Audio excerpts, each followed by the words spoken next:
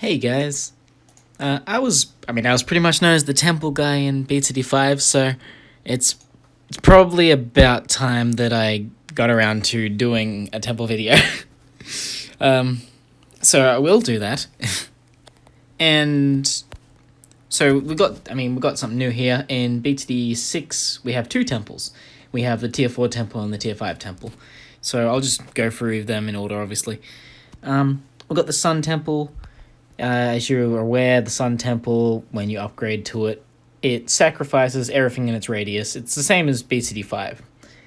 But the way it works is actually now different to how it worked in BTD5. Previously, there was specific towers which would give you stuff, and other towers wouldn't.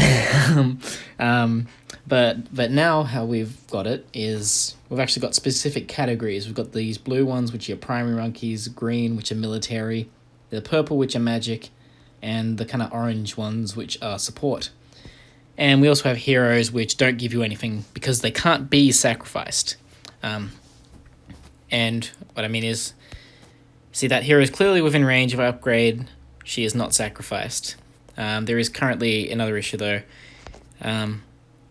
So if your hero is within the base of the temple when it's formed, like the huge square footprint, then it will be removed. It's meant to just let you replace it at that point. Like I could put my hero back down, and it will keep the level that it was when it was removed. But that's not working currently. so yeah, don't put your temple next to your hero because you'll kill your hero. Yeah. So yeah, how this works is it now takes a dollar value from each of these categories instead of a specific tower. And I'm not going to go over all the individual tiers, but we're going to talk about the max temple. So to get the max sacrifice, you need to sacrifice $50,001 worth of a class to max that class's power. Now, with the tier 4 temple, you can only actually give it 3 different class sacrifices. So what I mean by that is, like, if I have, just quickly, so these, so these are all worth more than 50,000. So I have maxed them. So any of these will max that category because they're very expensive. But I can only take 3 of them. So what happens is, if we find the cheapest one, which is this guy, so this one is worth the least. So when I upgrade this temple, it will not take this sacrifice. It'll delete the tower still. I'll have that tower removed, but I won't get anything from it.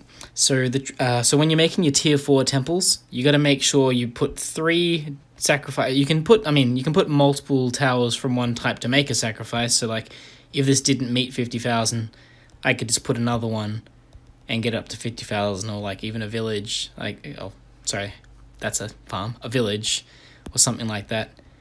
And all these put together would add up to 50,000 plus, and that'll be enough to max that category. But since this little dart monkey here is worth the least, when I sacrifice, I'm not going to get any primary. And you'll notice that when I send this guy out,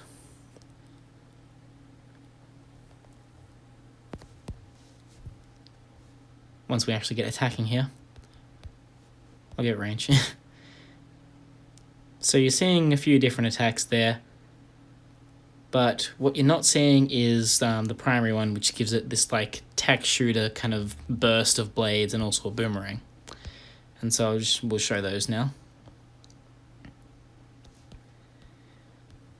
So when I do this, so this will be only primary.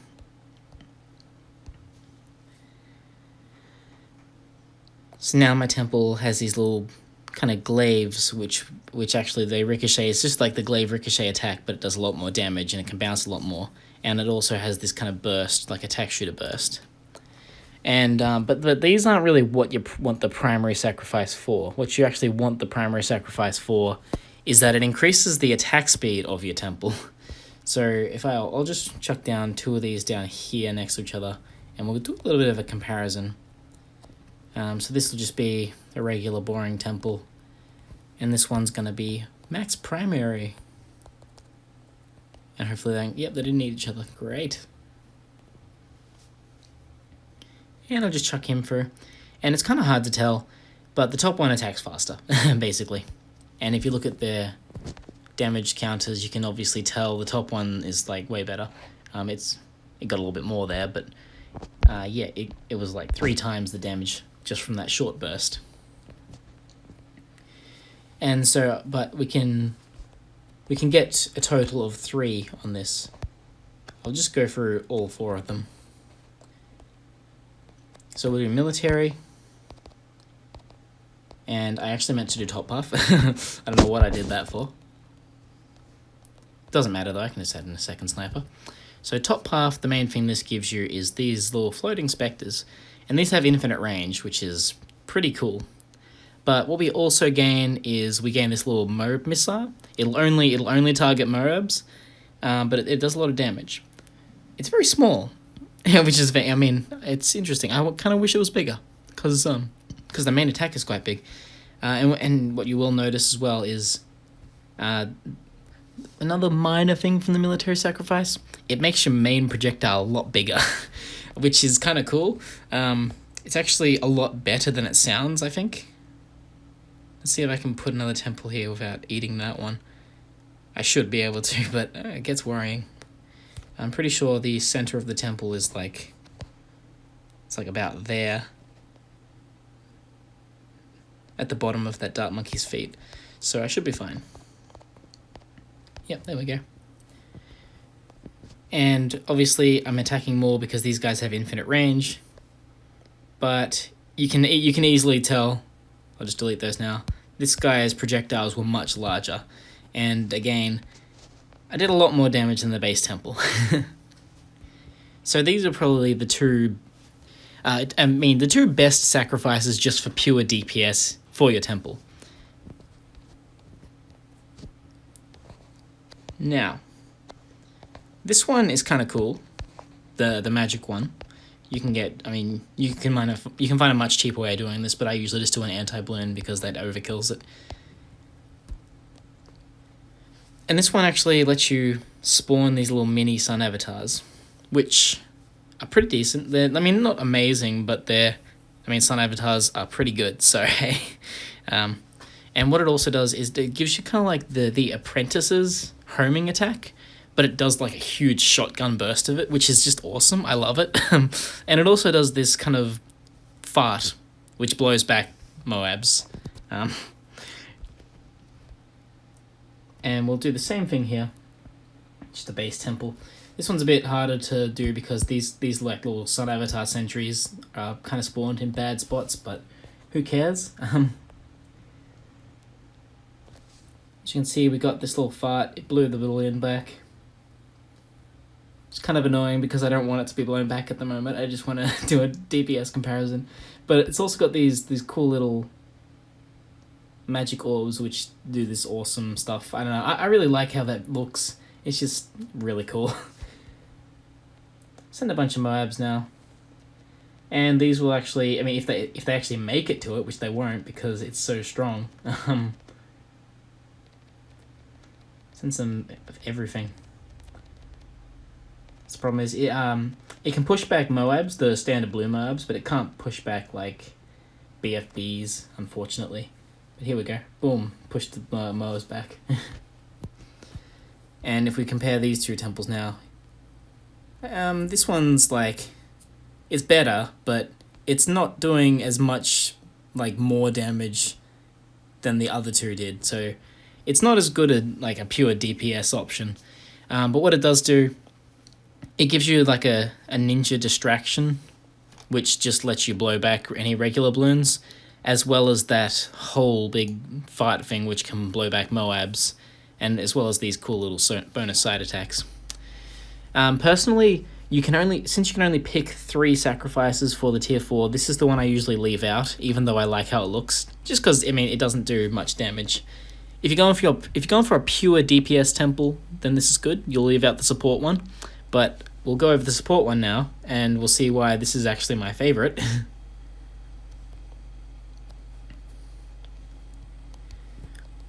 So Carpet Spikes, 50k, easy way to get it. So this one, it doesn't really buff your temple that much. I think it gives it more range. But what it does do, which is a bit of a problem for me here, it actually is increasing the range of my other temple. So let's hope I don't eat my first one. There we go. So yeah, it's roughly the same. But yeah, what this does is it just buffs everything in your radius. So if I put like a dart monkey here, as you can see, the dart monkey's range skyrockets when it gets close to my temple. So we'll put him down here, and if I send a yellow balloon, it goes straight down to a red instantly. So it adds damage to my dart monkey, it adds range to my dart monkey, it also adds attack speed to my dart monkey. It'll buff anything at all in radius, and if I put another one here, it also reduces the cost of my dart monkey. And if I go all the way up to the tier 4s, you'll see it actually reduces the cost of my tier 5s as well. So the regular village in BTD6, as you've probably noticed, it'll only reduce cost up to tier 3s. And then tier 4s and tier 5s, you have to pay the full amount. But if you have a temple with support sacrifice, you can discount anything at all. So, as well as buffing immensely every aspect of your tower, it's just great. I mean, if you're gonna go have like late game and have a lot of things built around your temple, you definitely want support. It's just the greatest. Send a Moab and a Ghost Balloon. Boom. And I'll just clear it now. And as you can see, it doesn't get that much more at all. It's pretty similar damage to the regular temple. Plus, I already attacked once before sending that. I think it was only a red bloom, but hey. But yeah, so it doesn't buff the temple that much. It does give it some small stuff, but really what you're getting out of the support sacrifice is you're buffing everything else around you. So we basically have 4 different types of tier 4 temples. It just depends which sacrifice you don't use. But if we're looking at the tier 5 now, the tier 5 True Sun God. So what this does is exactly the same thing again. You can take 50,000 from any of these, and it will just add them to what you already have. So since I just upgraded to a Sun Temple now with no sacrifices, I can upgrade to a True Sun God now, and it won't really be much better. I think that it gains a small bonus just from being upgraded to True Sun God, but all my sacrifices will be the same.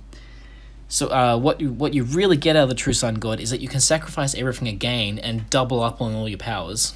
So all those 3 that you got the first time, you can double their effectiveness. But what you can also do is the True Sun God can take all 4 of them. So the one you didn't get, you can now get 1 of. So you can have 3 powers at twice as powerful, and 1 power, just the base. So let's do that now. In this case, I will leave out the support one. Let's go to Plasma, get the Cripple Moab, just chuck down my anti-balloon. Boom. And sorry, the reason I'm just leaving out the support to show it off this time is just so I can more easily show off the benefits you get, because the other ones are just way easier to see. So the problem you'll get with upgrading your tier 5 also is that discount is very big. So when I upgrade to my Plasma Fan Club this time, it is much cheaper. It doesn't matter for this one because it's still 50,000. Oh, sorry, no, I didn't actually get it. But yeah, but the other ones you'll find, like if you did your Cripple Moab and it was like exactly 50,000 or something, when you get a 20% discount, you're suddenly not meeting your sacrifice requirement anymore. So just be careful. If you did sacrifice support to your tier 4 temple, your True Sun God is going to need more sacrifices because it is discounting everything.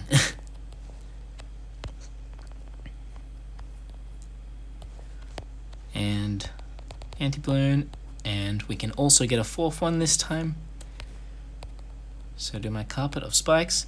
And it will also sacrifice all of his little mini sun avatars, which is unfortunate, but they don't do anything. They don't add anything, it's just like, whoops. So as you can immediately see, I now have 4 of these aces floating around.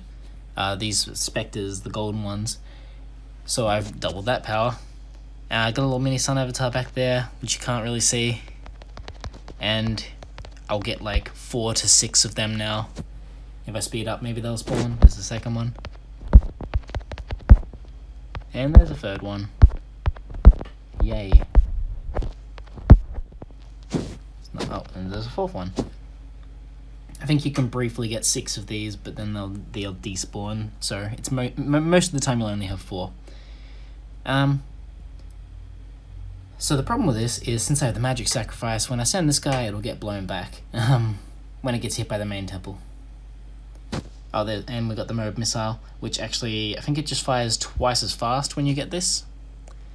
And that's the main thing. So you can see with the kind of radius tack shooter thing now, I'll upgrade my range so it's more obvious. There's twice as many blades.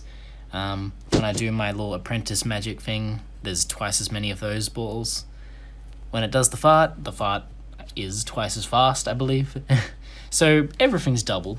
It's as simple as that. Everything is doubled. Okay, so now that we know how to use the temple, what sort of temples should we use? And this is pretty simple for me, although there's a few different things to it. I think it's good to use a healthy variety, basically. For my main true sun god here, well, I'm gonna leave out magic. So quickly chuck some of these down. My primary, military, and my support. The most important one. And this makes, well, just saying like 1101. That's how people are saying this sort of thing. And we'll put down another one, just to make sure I got that. Since I got the support price reduction now, I'll throw in an extra. And again, I'll just throw in an extra just to be sure. This time I can max it out, so I will be adding magic. And I'll go here. So this is my double sacrificed support temple. Double primary, double military, double support, and 1 magic. And this is, in my opinion, the best temple you can make for your true sun god. And I'm gonna give it range, and that pretty much covers the whole map right there. And we'll see if we can chuck a temple next to it usually, because I mean it'll need some camera detection, and it's good to give it a bit of speed. And you're usually gonna have an alchemist around there, I guess. And so yeah, this is gonna be your true sun god. Now the thing worth noting is he doesn't give himself a support buff. So also worth noting, yeah, that your temples will eat each other, so that range buff you give will make it harder to put other temples near it. So there's going to be a bit of strategy in trying to fit them close to each other. But anyway, yeah, the support buffs don't apply to itself. So I'm going to be doing another temple over here. This one I'll be doing support, military, and primary. And that's purely just to buff that main one in the middle. And then I'll be buffing the range just to obviously put that range over it there. I'll be doing this again because currently I'm obviously not doing the full sacrifices for these ones on the side just because that would take too long to place everything down. But hey, so pretending these two are max support sacrifice, and that one has a lot more range somehow. So they will both be applying their support buff over the top of that one, and it stacks 2 times. Just because this one itself stacks 2 times, and as a weird little artifact of that, that means that if you get the support buff on 2 separate smaller ones, then they will stack that 2 times. You could also not get support on this one and instead just use 2 different temples to put support buff and everything, but I just prefer to go support on my True Sun God in the middle.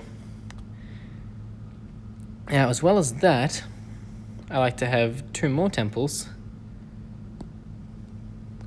And these ones, probably primary, military, and magic. And these ones I'll be leaving out support. And what I'll do on these ones is I'm going to get the knockback. So same thing, this one will be primary, military, and magic. And I'll get the knockback. And the reason I just like to get 2 of knockback is just because they have a nice big projectile, so it's really easy. It's got a huge pierce as well, so it's really easy to spread that knockback and slow every blimp. And as you can see, their range is like pretty much, like, they're covering the entire map just with 2 of them. And that's kind of my 5 temple sort of team. And they all work together rather well. And aside from that, that's all you need to really get synergy. And then you can just start spamming down temples in all the gaps. Obviously trying not to eat each other. That will eat them. I'm not trying to place well here, just talking about what I'm doing, so don't worry about this terrible placement. Yes, I know it's terrible. So this one is going to be primary, military, and magic. And for these ones, I'm going to get range, because I only need to have 2 with knockback, and that generally covers the whole map. I wouldn't really do more than 2 with knockback. And the rest, all range. And all were lacking support as well. You only really need 1 with support, honestly. But if you want to buff that one, then it's good to get these 2 extras with support. Or you could just get these 2 with support and not get support on the main one, whatever. But you never need more than 3 temples with a support sacrifice, because even though it's amazing, you don't need to, you can't stack it, so there's no point to getting more of it. And all these ones are just pure DPS temples, so that's why they only have range, so they can hit more. And yeah, that's pretty much what I think is kind of cool to do with temples. I haven't thought too much about it because, I'm too laggy to really go far in Freeplay, so still working on that. But that's a general idea of what seems to be a good idea. Nice theory crafting. So that's all I have to say, pretty much. I've talked way too much, and this is going to be a super long video, which is really boring. Apologies for that. But hey, I'll end this with just a brief little footage clip-a-majigio of my current save game. Just for a little bit of late game footage. I only have 1 temple, but I was just having fun with it, trying to have everything. So, enjoy.